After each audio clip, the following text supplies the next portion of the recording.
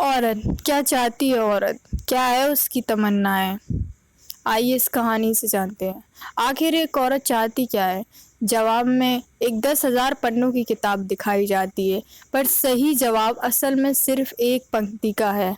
आप भी सुने यह छोटी सी कहानी। राजा हर्षवर्धन युद्ध में हार गए। हथकड़ियों में जीते हुए पड़ोसी राजा के सम्मुख पेश किए गए। पड़ोसी राजा अपनी जीत के से प्रसन्न था और उसने हर्षवर्धन के सम्मुख एक प्रस्ताव रखा। यदि तुम एक प्रश्न का जवाब हमें लाकर दे दोगे तो हम तुम्हारा राज्य लौटा देंगे, अन्यथा उम्र कैद के लिए तैयार हो जाओ। प्रश्न है, एक स्त्री को सचमुच क्या चाहिए होता है? इसके लिए तुम्हारे पास 1 महीने का समय है। हर्षवर्धन ने यह प्रस्ताव स्वीकार कर लिया। वे जगह जगह जाकर विदुषियों, विद्वानों और तमाम घरेलू स्त्रियों से लेकर नृत्यांगनाओं, वेश्याओं, दासियों और रानियों, साध्वी सबसे मिले और जानना चाहा कि एक स्त्री को सचमुच क्या चाहिए होता है। किसी ने सोना, किसी ने चांदी, किसी ने हीरे जवाहरात, किसी ने प्रेम प्यार, किसी ने बेटे, पति, पिता और परिवार, तो किसी ने राजपाट और सन्यास की बातें की, मगर हर्षवर्धन को संतोष न हुआ। महीना बीतने को आया और हर्षवर्धन को कोई संतोषजनक जवाब नहीं मिला। किसी ने सुझाया कि दूर देश में एक जादूगरनी रहती है, उसके पास हर चीज़ का जवाब होता है। शायद उसके पास इस प्रश्न का जवाब हो। शायद उसके पास इस प्रश्न का भी जवाब हो।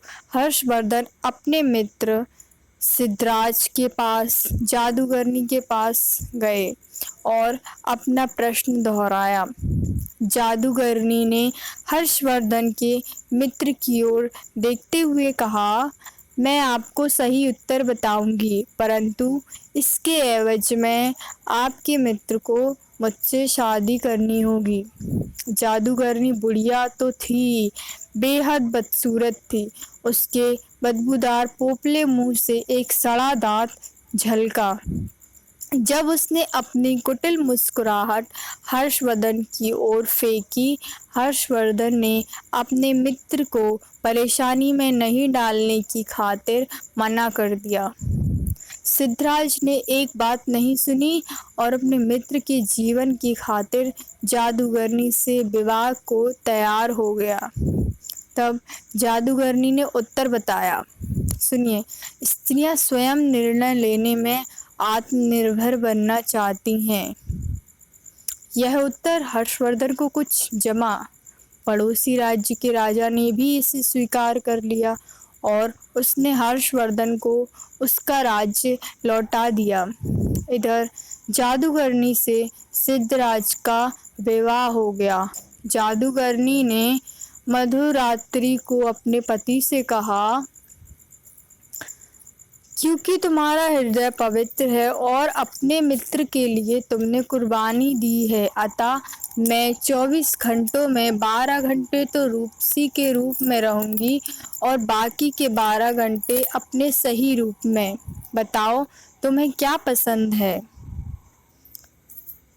सिद्धराज ने कहा, प्रिय, यह निर्णय तुम्हें ही करना है। मैंने तुम्हें पत्नी के रूप में स्वीकार किया है और तुम्हारा हर रूप मुझे पसंद है।